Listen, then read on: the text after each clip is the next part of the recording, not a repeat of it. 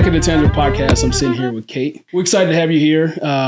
With your background, being a two-sport athlete from Canada, being in this world that we like to live in, especially being behind a mic as a reporter, ringside. I mean, your career is pretty impressive. From all the teams you've covered, the Edmonton Oilers, the Nashville Predators, and then also you just told me, I didn't realize this too, you were in Vancouver covering the Canucks. And so with that pedigree, you've been around some amazing athletes. You've been around the game. You understand the game. And so we're really excited to have you here and dive into, the different intangibles that makes you who you are, but also from a different lens of being able to see these other athletes and being able to see their intangibles and how you have to communicate with them. And so really excited to dive into your story. I'm really excited. Yeah. This is awesome. Yeah. Well, that being said, we're going to jump back into your upbringing. Okay. Where'd you grow up? How did you grow up? And, and tell us about how that, your childhood kind of set you on the track of, doing what you do now. Grew up in Toronto, just outside of downtown in Etobicoke. And I have one sister, Allie, and she actually lives in Nashville now. Oh, that's fun. Yeah, so we're together. We grew up in an incredible household. My dad was a former pro football player who retired to the broadcast booth. And my mom worked in fashion and then took a hiatus to stay home with us and then ended up getting back into some public relations roles once we got a little bit older, but always very involved in sports and activities and always extremely supported. I feel very blessed to have had the parents I had and grow up the way I grew up because we were all in on everything. I grew up skiing, golfing, riding horses, swimming. My dad was the T-ball coach. My mom was driving the horses to our competitions. Oh, we bought a trailer. So, I can't say enough great things about the foundation that was laid. The amount of lessons and work ethic I learned from them through the way they supported me in sport and what my athletics career, especially with show jumping horses, taught me about, you're caring for a 1,500, 2,000 pound animal. Right. And, my friends were at parties on a Friday night and I was sleeping because I was getting up at 4:30 in the morning to go to my competition and try to win. Sacrifice. Yeah. So I just, grew up in an incredible household and funny enough, I didn't get into broadcasting originally because of my dad. I went and shadowed him on the sidelines and would be at all the games. I went on road trips with him. It was amazing. And I fell in love with football eventually. But at first, this is my biggest joke. If you've ever been to Skydome, which is now Rogers Centre in Toronto, I fell in love with the popcorn in the press box. It is so good. And so that was the start for me. And then thankfully my love of football and sports kind of evolved from there. And, we'd listen to football talk shows on the ride up north to our cottage. And so I came by very honestly that it really wasn't it to start. And then it developed. But yeah, and then... So was your first start football though? My first start was football. Okay. So I actually have a political science degree. All right. And I went to a really great academic school, Queen's University in Kingston, Ontario. Yeah. Kind of like Queen's, Western, McGill, I would say. I'll get some hate online or something for missing one. But I would say those are the top 3 in Canada for the big schools to go to. Waterloo? So I went to, I wouldn't put it in the top 3. No, see, now the Waterloo fans are going to be after me. They're going to be after me. Waterloo, Laurier, U of T, there's so many. University of Toronto? Yeah, U of T, my mom went there. Didn't want to stay close to home. I wanted to live in student housing and have that experience. All right, fair enough. But I decided to stay close enough to home because I was doing one more year at our nationals in November with my horse. And that was the final year before we were going to sell her. Right. I was going to school. So stayed close to home. But while I was at Queen's, it was the summer going into my final year, which we call fourth, which would be my senior year here. I'm learning the lingo in the SEC.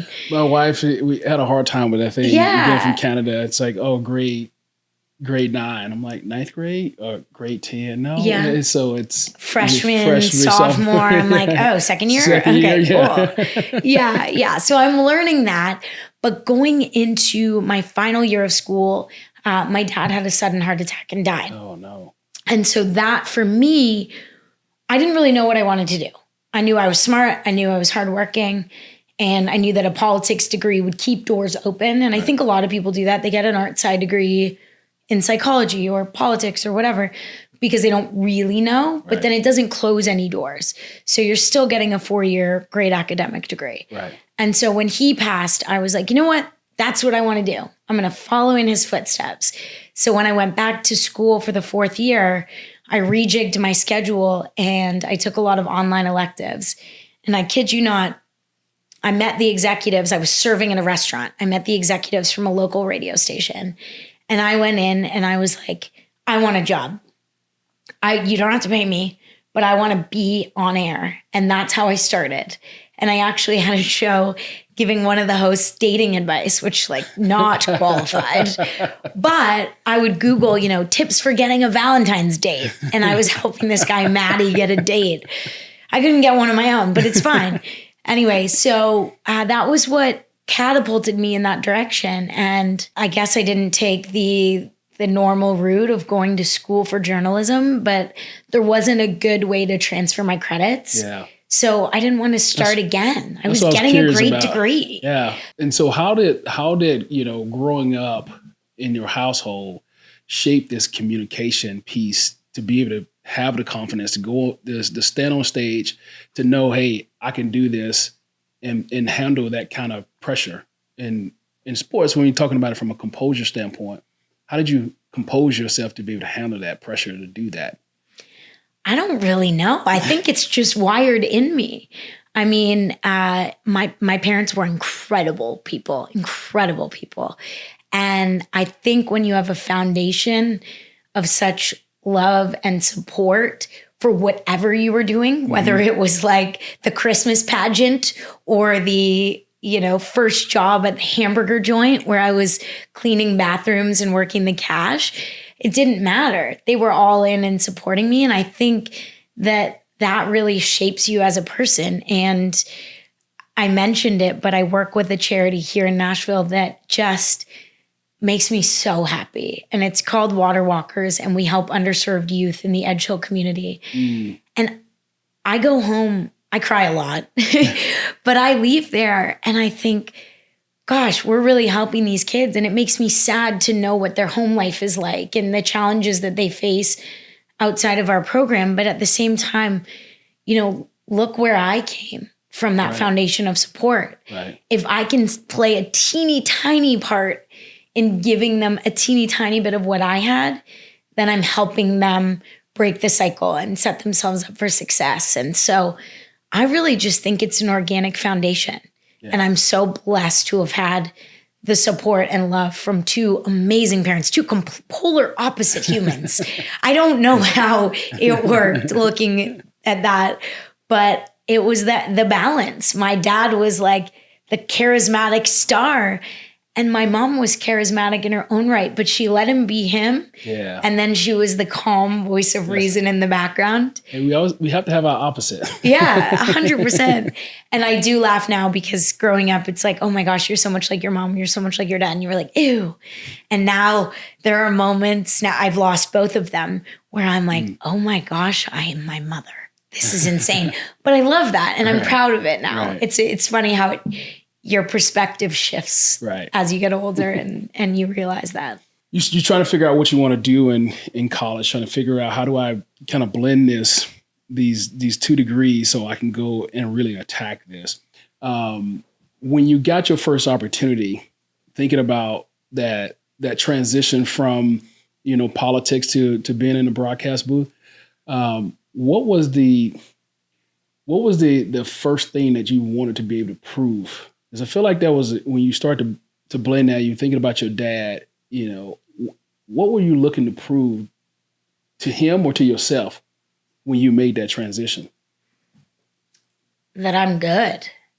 I think I had my first real big opportunity was insane. My dad's friend said he was running the whole CTV Olympics in Vancouver for 2010. And he said, I was there at that time. Were you? Yeah. I mean, what? That was a fun time. City was electric. It was. Oh my gosh.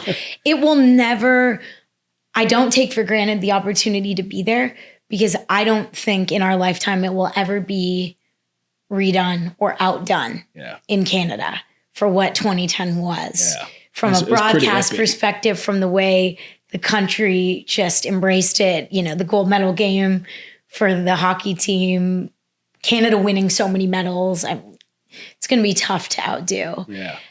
But my dad's best friend at the time said, I'm bringing you to Vancouver. I have no idea what you're going to be doing, and I probably can't pay you, but you're coming. So I worked 3 serving jobs after I finished school for, I guess it would have been about 6 months, to save money, to pay my own way, to go for 2.5 months. Wow. And the night before the Olympics opened, he said, we need to talk to you. And I'm like, I'm an unpaid intern. Like, am I in big trouble? And when I tell you I was a gopher in the lead up, I was stocking control rooms with staplers, pens, pencils. I was a gopher. I was getting people coffee. I was literally bottom of the barrel, unpaid intern doing my thing. And they called me in and they said, we're going to put you on camera tomorrow. And I'm like, okay. So up to this point, I had been volunteering at my local TV network, doing wide shot, tight shot on like a local political talk show. Behind the camera. And I'd hosted the Santa Claus parade, like as a correspondent. There's Santa. Here are his elves. You know, like literally nothing. Local cable. Wow. Teeny tiny small town up in my cottage. Nothing. And all of a sudden they took me into this room and they're like, we need to get you an outfit. So I'm in there, because the interns didn't get the cool CTV Olympic jackets. Right. So now I've got a snowsuit, I've got hats, I've got jackets. I'm like, oh my gosh. Anyway, they threw me on camera live on, I'd never been live on national television in front of the biggest audience our country's ever seen at that point, as Kate the intern. I was Kate the intern, and I was running around Vancouver doing the dumbest things and checking in. But I'm smart and I'm wired like my dad. And they said, we're going to need you to wait in line. I don't know if you remember this. There was a zip line across Robson Square. Street, yeah. Okay. Yeah. So they said, we're going to need you to wait in line. I'm like, no problem. They're like, it could be a while. Okay. In my head, I'm like, the longer it is, the more hits I get. If they're checking in every hour, I'm like, let it be 16. It ended up being 7. And people stood in line for 7 hours. Mm-hmm, but every hour they checked in. So I got on air, more reps every hour. And they'd check in and, you know, people were bringing their baby to take a photo with me. People were giving me free pizza. It was my first taste of getting free stuff for your job, because it's kind of cool. I'm like, okay, I'm doing it for the free pizza now. I do miss that. Yeah, it's great. And then in the end, I was live on prime time with our Brian Williams in Canada, who's a legend. And I ziplined across Robson Square live on national television in prime time. I said something really dorky. You'll have to pull up the clip and watch it because you can laugh. Kate the intern on YouTube. But I said, someone told me Sidney Crosby's on the other side, so I guess I don't have a choice. And then I went, and then my line at the other side, don't know where I came up with this. I'm good on the fly. Was Sidney's not here. Someone lied to me when I got to the other side. And yeah, now I cover Sidney Crosby in the National Hockey League. It's kind of crazy to think, 15 years later. That's pretty epic. My first game in Pittsburgh, I was like, wow, this is kind of cool. This is a full circle moment. What was the nerves? Like, was there any, because this is live. I mean, going live I've is never been live. Very different game. I mean, that's like, in a tight game in the fourth quarter, and it's win or lose here. And you got to make the play. Yeah. And so how did you compose yourself to be to say, yes, I'm willing to do this? And were there any slip ups? I don't know how I compose myself. I'm just good in that moment. That's one of my strengths, is to be good off the cuff. And so that's still something that I am really good at. If you said, Kate, you got to go kill time for 5 minutes. And it's a bit of a different ball game when it comes to my hockey, and I can explain why I feel good in that moment. Right. But no, not really any slip ups at all. And I think in that moment, I'm obviously good at talking. And it's probably part of why, because I love talking to people. And I think that's probably why I'm able to do what I do. But I was just hanging out. I had to go get autographs from people and find people from different countries. You know, I was just on the street being me. And there's something so fun about the opportunity to be yourself, even in a high pressure moment. Yeah. And that's probably, I think, why a lot of these athletes thrive in those settings. Mm-hmm. Yes, they put in the work and they prepare. Right. And that's where I can get into my NHL prep. But, you know, these guys playing hockey or playing football, like they've grown up doing it. It's second nature. Right. They love it. Right. And the one thing that I had with my dad was our little motto, passion drives performance.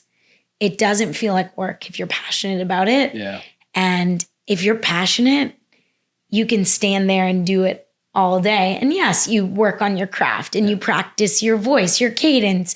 You know, you're studying your game notes. Yeah. But it's still something you're passionate about, and it's so fun. You had a dad who you watched do it. Mm-hmm. You know, for a long time. What was your routine and your preparation to build that kind of confidence? Because again, that confidence doesn't just come out of nowhere. You have to work at it and build it. And so what routines were you following to get yourself prepared and making sure you were ready for the moment? I think in this moment at the Olympics, I was just so young and so green that it was a lot of adrenaline and just excitement. You know, I was like, this is so cool. And at the same time, it's not like now where there's really any repercussions. They decided to put an intern who'd never been live on national television. Right. Kind of not that bad if I messed up. But I also am wired as a competitive person. Yeah. And I knew that if I did a good job, that would be more opportunities. Right. And then the next day they were like, hey, we came up with this. Hey, we came up with this. And also I built a demo reel that wasn't just the Santa Claus parade on local cable. I was able to use these clips to get my next job, my first real broadcast job. So I think, you know, I went to bed early. I did all my stuff, but there wasn't really much prep because I didn't really know what I was doing. And I think that was a really good confidence builder for me moving forward, because I was like, wow, they really threw me in the deep end and I was swimming. I was treading water and I was having fun. And so I think that too solidified in that moment, this is what I want to do. Yeah. I want to honor my dad. I'm proud of him and what he accomplished. And it's really special. And there have been some incredibly special moments throughout my career where, you know, he was intertwined in those moments without being here. And luckily for me, my dad was passed in 2008, my mom in 2017. So I had her through that. And she supported my dad when he was playing and she supported him when he was broadcasting. So I think I continued to have that foundation for a long time. And that was pretty special. Yeah. Those are special moments. What a cool story. We're going to take a quick pause. Okay.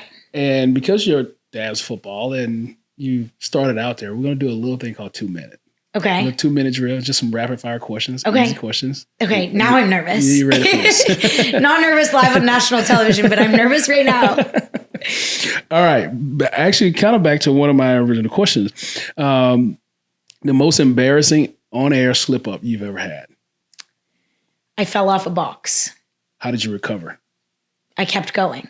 And then I blasted myself on social media because how can you not with a clip that gold? I just tipped off the back because I was too short. They put me on an apple box. Oh, no.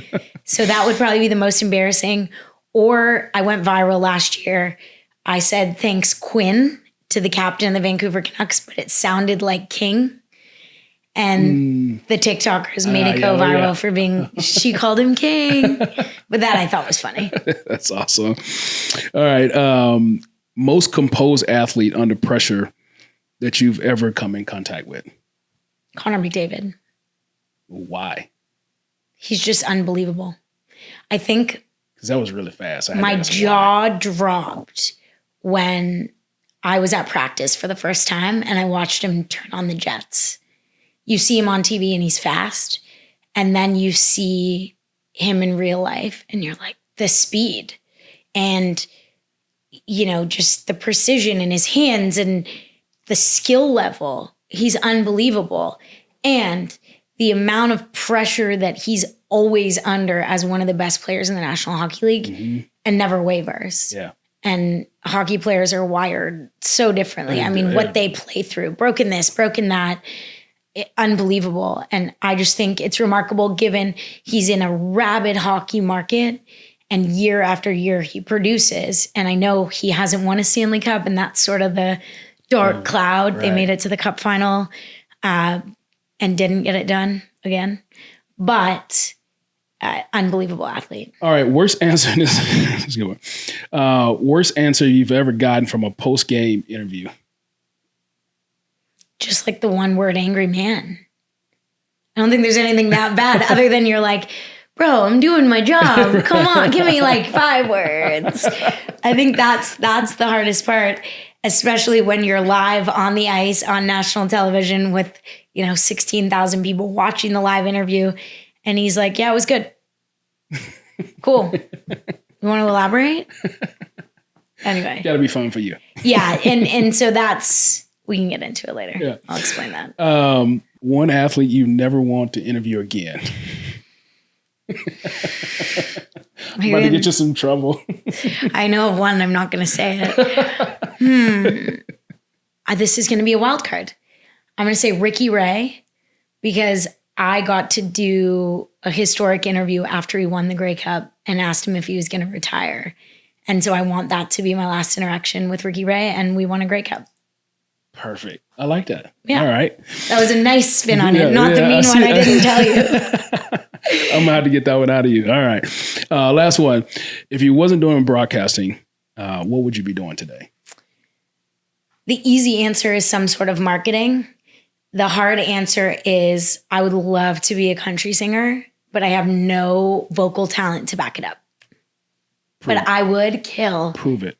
Oh, no, it's so bad. It's so bad. But I feel like I have the charisma to go out there and knock out the stage presence, but they'd want the mic off for that. Yeah. That's awesome. No, those are great. Let's jump back into now your career in hockey and being that you've covered, some great franchises. How has that transition been for you? And is it something that still brings you the passion to do what you do, being that you're a storyteller, you're on ice reporter, you do a lot of things, but being in the hockey arena, that excitement, I'm thinking about my first time being in a hockey arena. I'm a football kid from Mississippi. First time I go to Vancouver, dating my wife, we go to a hockey game, and I didn't think hockey was a sport. And I know I'm gonna get in trouble for saying that, but I didn't think it was a sport. But the moment I stepped into an arena and watched these guys fly up and down the ice, their ability to catch a puck with a stick out of the air, put it down, and keep skating, probably one of the most impressive things I've ever seen in my life. And in that moment, I became a really big hockey fan. You get to do that every day. You get to walk in and see how amazing these guys are on skates every single day. How has it been? And do you still have that just raging passion for it? When I'm at the rink on a Saturday night, I'm not thinking about the concert I'm not at, the party I'm not at, being with my friends. I'm thinking, what an incredible opportunity. This is the only place I want to be. And people have paid a lot of money to be here. And I'm getting paid to be here. Kate, it's a grind. This is a privilege. It's a grind as an athlete. Yeah. It became a grind every single day.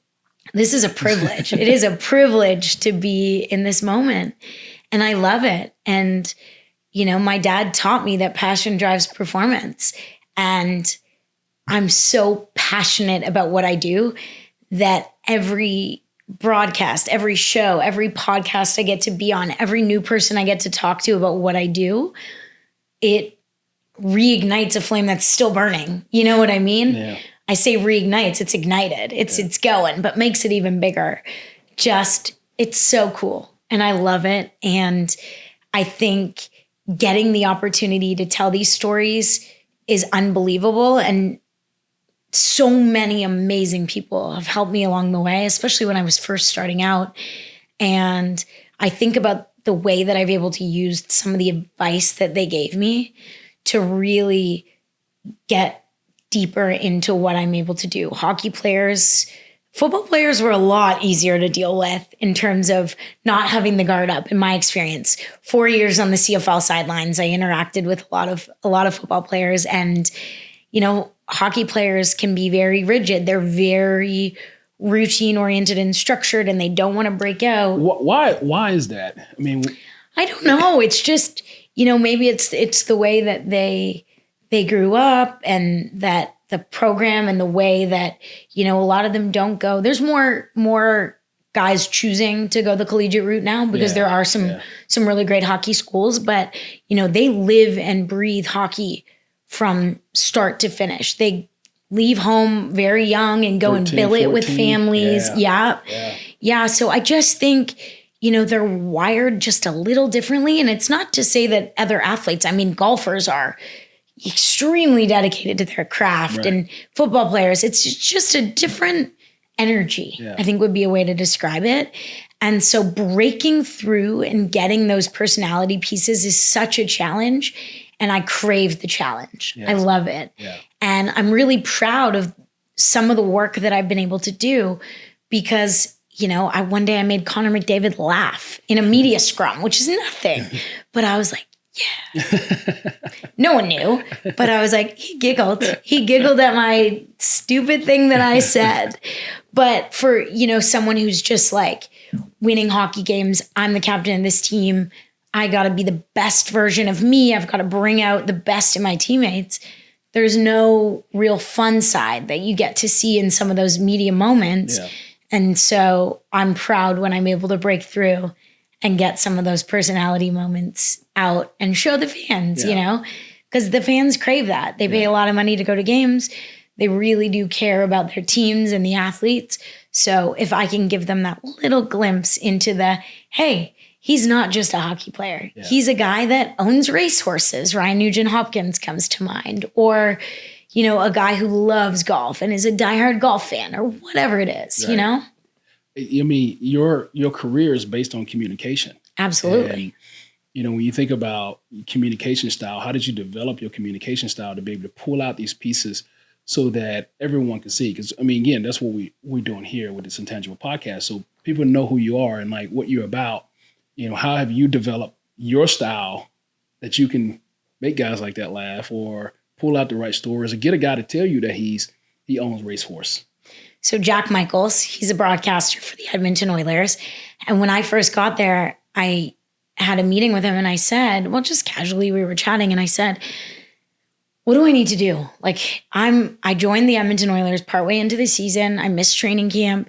So I was like, how do I get the chance to get to know these guys and build trust? Because that's what it comes down to. Mm-hmm.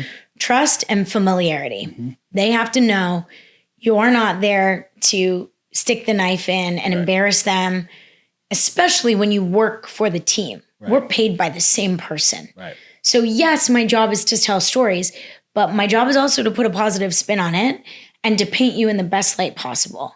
So Jack said, every second you get in that room that you're allowed to be in there while it's open, get to know the guys. Go talk to them. Find out about their dog, their horses, their wife, their kids, what they do in their spare time. Whatever it is, doesn't matter. But talk to them. Introduce yourself. So I went, especially in Vancouver, I went to all the players. Hey, I'm Kate. I'm the new reporter. Excited to be here. I remember Luke Evangelista came up in Nashville from the farm team. He's from Toronto. I was like, Luke, I'm from Toronto. I'm probably the same age as his mom, but get out of here. I was like, hey, where'd you grow up? Oh my gosh.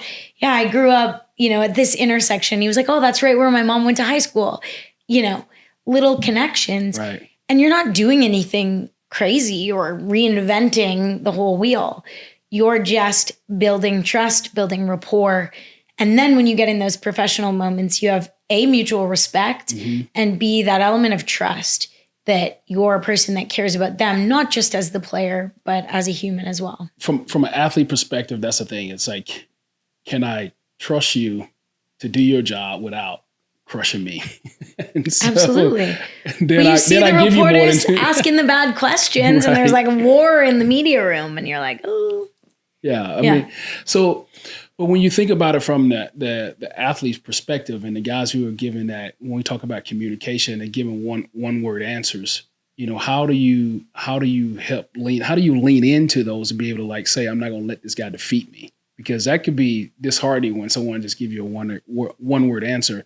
And how do you not let that become a reoccurring theme? So if I'm getting a choice of a guy and there's a choice, it's not like someone scored 3 goals and then that's it. He scored all 3, had the hat trick. Well, obviously you have to ask for him. Right. But if there's a choice and it's someone who maybe is ESL, English isn't his first language, I would say, okay, we're definitely going to get him, but let's get him in the locker room. Yeah. Versus the live on ice in front of the crowd. So I think reading the room is a big part of that. Right. But then also that guy is going to do an interview with you, whether maybe I take the opportunity to request him for a one-on-one and we do it and he comes out unscathed and it's really relaxing and a positive experience. It's kind of like, a kid or a student or having a puppy. You want to build a foundation of positive experiences. Yeah. So I think there's always a way. And I think the root of that is respect, is that I truly respect all these athletes and I respect their time and I respect how they feel. And some of them are nervous. It's insane to think you can go on the ice in front of that many people and play at such an elite level and you're terrified to be on camera. Yeah, you're in the zone. Yeah. You're in the zone. And a lot of them, depending on their background, a lot of them have come up through the ranks and had to do media. And a lot of the junior leagues are doing social media and doing more interviews now. And the next generation of kids is just like on TikTok. Yeah. And so I think it's evolving in that way too. But I think respecting them too and knowing their comfort level is a big part of the way you build that relationship as well. Yeah, absolutely. I mean, it's funny that you mentioned the TikTok era. How have you seen that? How have you seen the communication side of what athletes have to do? Like, you feel like they've gotten better at being able to present themselves versus the old school guys because of TikTok, because of Instagram. I'm sure now out there, it's not just reporters. It's, hey, I'm doing an Instagram live after a game. How has that evolved in hockey? Because I see it all across. It's become very prevalent, and we used to do in Vancouver like a question of the day. So I'm standing there with a sign and then we're asking them some dumb question or, it's who's going to win the Super Bowl week or, most underrated Halloween candy. And so I think that what it's allowing is simple helmets off content. So it's allowing the fans to be there and see personalities without it being some sort of formal setting. Yeah. So I think it's cool. And I think, there's still going to be guys that don't want anything to do with it and then walk right past. But I think it's allowing us to gently humanize these athletes even more without the pressure of, hey, we're doing this formal sit down. We're going to need you for an hour, whatever, and then they're thinking, well, my wife has the kids and the dog and they're people, they have lives. And it makes me sad sometimes looking at the way the public acts in some of the more rabid hockey markets where, these guys are getting death threats and things at their house. Like, they are people. How would you feel if you had a bad day at work and someone is, this, you throw a bad pass, you drop a catch, you miss a field goal, and people are like, you're the worst person on the planet. I hope you do all these terrible things. And you're like, that's a person, and I deal with it I have pretty thick skin, but there are some mean people online. Well, the internet's and so while there's so much great to it and this access, you have to see the other side too. And it's not pretty sometimes. And so it's about balance, I think. And I think that's a lot of why some of the guys don't like to do it is because they're very private, because it can escalate to things like that. So it's a bit of a wild world we live in. Yeah, the way it's evolving. It really is. It's scary, but it's a necessary evil when you're doing things. But and you have to be ready for the criticism when it comes along. And so how you handle that is I don't look at it. So yeah. Well, what's one thing that fans don't really get to see behind the scenes that you get to see as a reporter? You're not, the athlete on the ice, but you're behind the scene a lot. And so you get to see a lot. What is one thing that you wish fans could see that would change some of their perspective on certain athletes? The work. Because I think the demeanor of a player sometimes to the fans is how they interpret that guy's competitive spirit, his work ethic, his attitude. These guys do so much. There is an entire sports science team behind the scenes. They are nonstop doing everything in their power to be better. Mm-hmm. And if that doesn't translate on the ice, the fans are quick to say, oh my gosh, he hasn't scored in 5 games. But what I see is them showing up, them, nerding out on hockey or football or golf, whatever it is. And just being so passionate and such students of the game and students of the sport and students of their own bodies, So I wish the fans could see more of that, because I know in my experience, there have been some players that maybe get a bad rap for looking lazy or not being committed to a play or giving up early or whatever. And I'm behind the scenes and I can't say anything. It's not my place to say anything, but I'm like, I don't think that's right. Yeah. He's working really hard. And again, it's like, I think from my perspective, I see both sides. I see the passionate fans and how incredible they are and what they're craving and what they need to see and how great it is to see these players behind the scenes and all the extra content. Then I also see the players and the pressure that they're under to perform and their big salaries.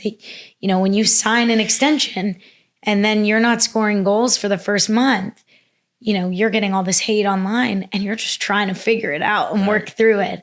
I really appreciate your perspective, because I don't think we get enough of that behind the scenes when it comes to just the human side of the game, which I think is really important, because again, if there's money involved, there's, my passion for my team, I want to see them win. But on the other side of that, still the guys trying to figure it out, because most guys who are playing sports, most guys and girls who are playing sport, they want to do well.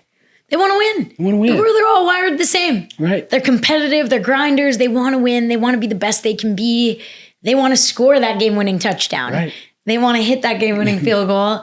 They want to score, beat every scoring record on the planet, whatever it is. Yeah. Totally. Yeah. Well, Kate, I'm hearing all the passion, and I'm trying to figure out, how do you unwind?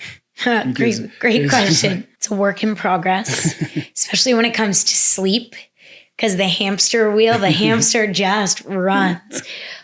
But I think you asked me before we started this podcast about how I like Nashville. I wake up in this city happy every single day, whether I'm going to work or whether I'm not.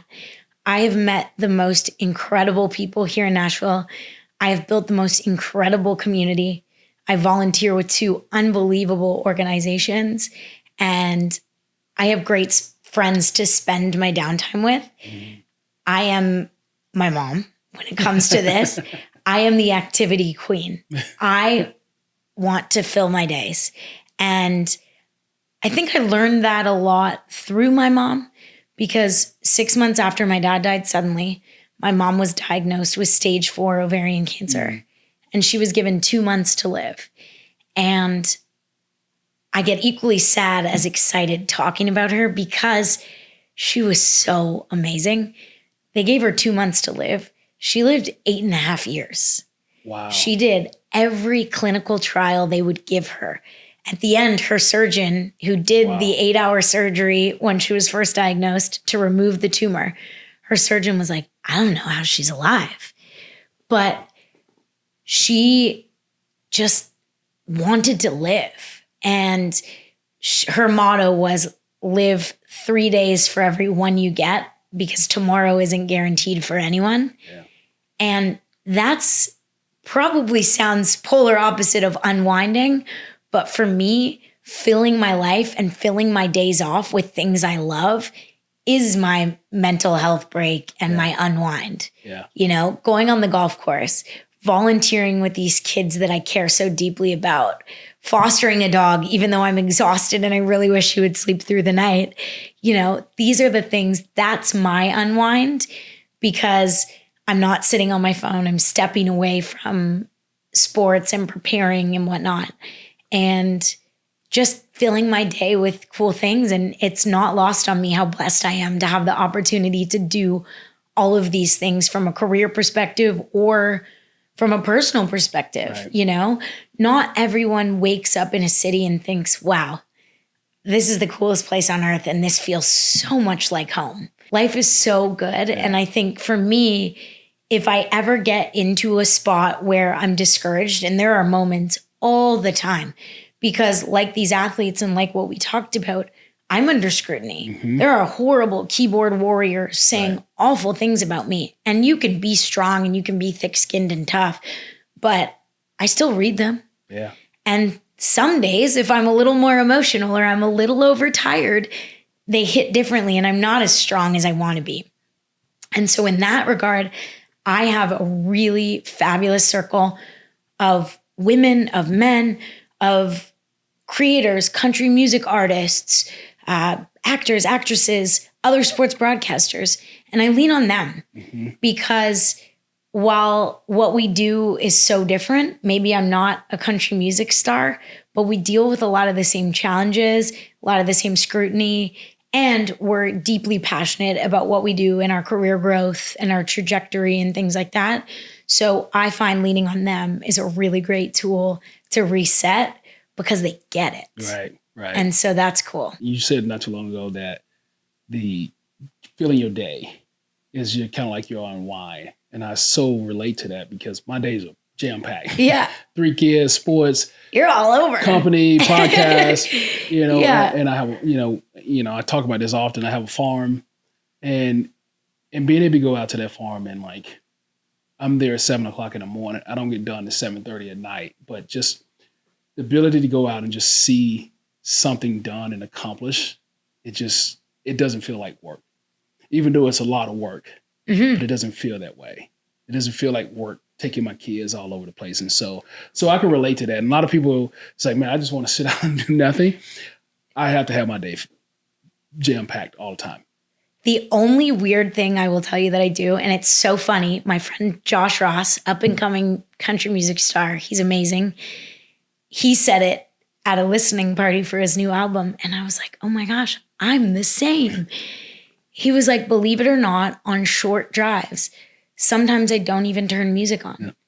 And it's the same for me in the car. And it's the same for me after games.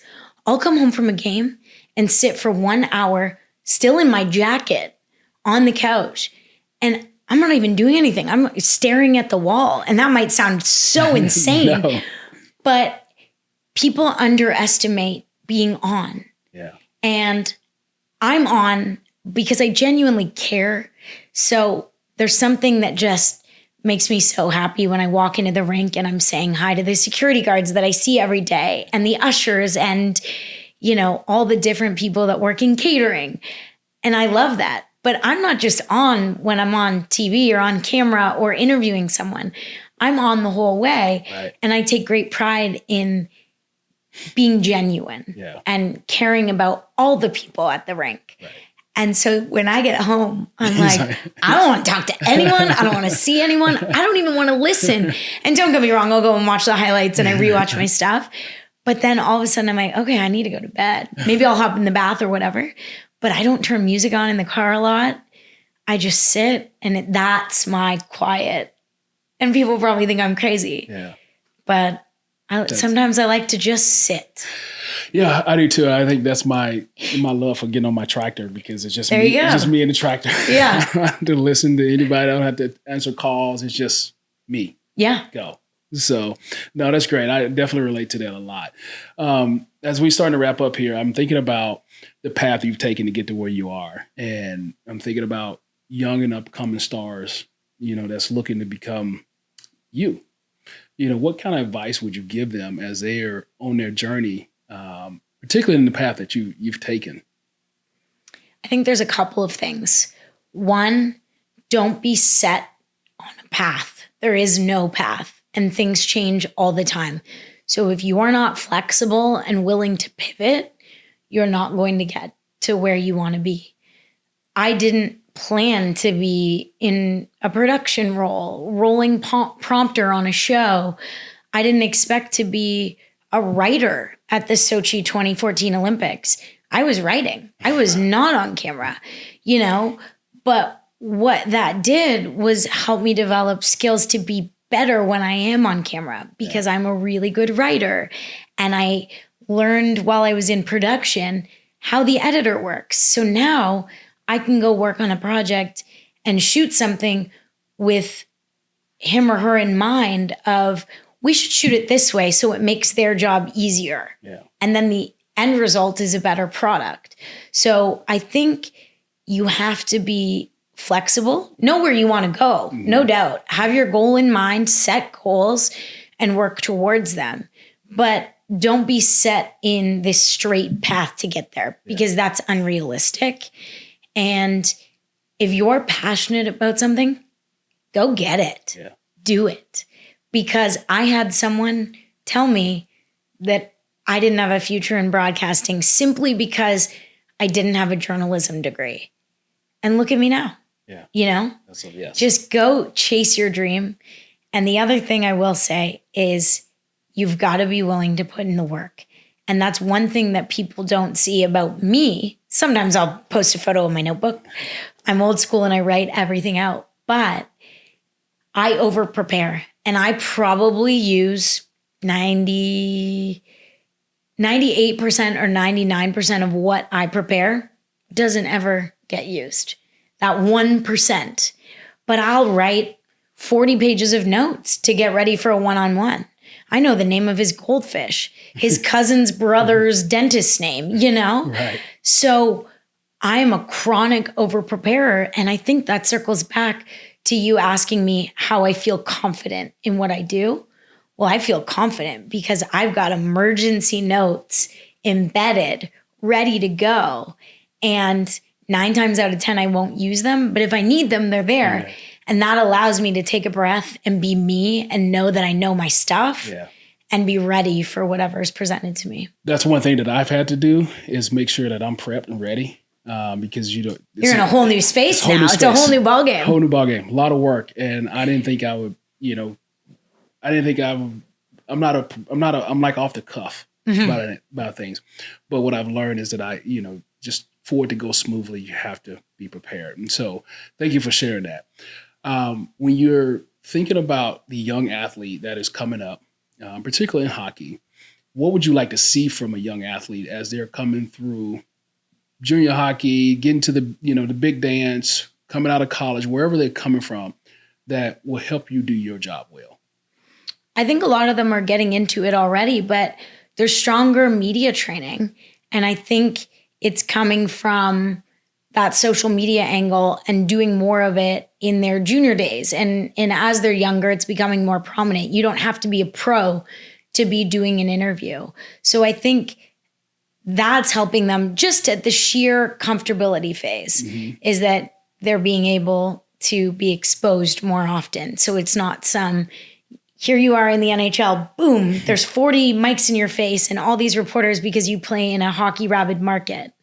So I think that's one. But I think two is that, we're doing our job and we're asking the questions because the fans want to learn more about you. There it is. So I think to be able to give us a little bit of that is so huge. Yeah.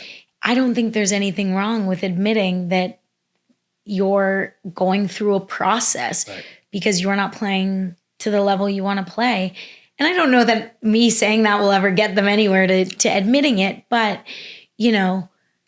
saying, hey, look, I know the standard's high here and I'm working on it. And maybe saying, I'm working with a sport performance coach or a psychiatrist or a mental health coach, or, I've got a new strength and conditioning coach because it wasn't working with the last one. I think a little bit more vulnerability and honesty would go a long way. Yeah. I got nothing else to add to that. I think you nailed that. That's perfect. My last question for you. When you think about your upbringing, where you're from, your family, the work that you've had to put in, what have 2 to 3 intangibles that make you who you are? Passion, drive. Can I do family, love, and support as one? Sure. But foundation will be the word, the overarching word, to speak for the love and support that I'm so blessed to have had to build a strong foundation. But I think passion and drive are big ones because I'm wired a certain way and I come by it very naturally. And I think that gives me the edge to do what I do and to care in everything I do, whether it's volunteering for charity, whether it's work, whether it's helping out a friend or, being nice to someone at a coffee shop. I'm proud of the way I was raised and the person I've become because of that strong foundation and the people that were there. Kate, that's awesome. I think the one that I'm going to give you is work ethic. Okay. That's 2. I would have been at 8 by the time I stopped there. Yeah, I'm gonna give you that one because I asked you for a couple of them. I'm gonna give you that one on the way out because, just hearing your story and the things that you've done that people didn't see, the grind, the early mornings, taking care of your animals, just to hop on a plane, pay yourself to go pay your way to go work so you can get an opportunity. I think it's tremendous, and kudos to you for putting in the work to get to where you are and having that confidence to say, I'm good. And not in a conceited way. Exactly. I worked really hard to get here. Yeah. And I deserve to be here, but I don't take it for granted. Right. And I think that translated for me when you said you're good. All of those pieces that comes along with it, that you've put in the work to be able to say, hey, I'm confident in who I am. I'm good. And so thank you for sharing your story. I've really enjoyed this conversation, and hopefully whoever turns this on and listen to it, that they can pull something out but also get to know you. And so if they're one of the ones that are spewing bad things about you online, that they have a better sense of who you are. Be nice. I'm a person with feelings. And so again,